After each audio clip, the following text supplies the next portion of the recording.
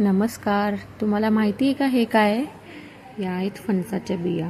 फणस तर आपल्या सगळ्यांनाच आवडतो, पण फणसाच्या बिया तुम्ही कधी खाल्ल्यात का?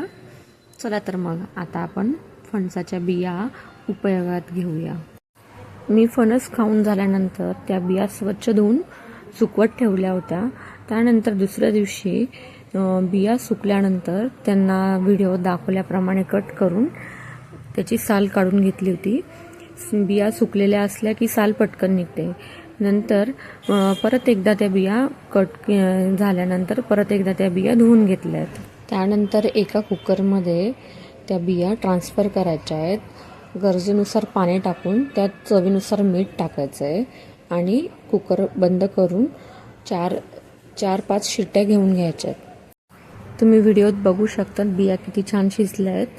माझ्याकडून काही बियांची साल काढायची राहिली होती, तर ते तुम्ही नंतर अशा प्रकारे काढून घेऊ शकतात जर तुम्ही आधी साल काढली नसेल तर. खायला खूप छान असतात, खूप हेल्दी असतात. तुम्ही पण एकदा नक्कीच करून बघा. थँक्यू.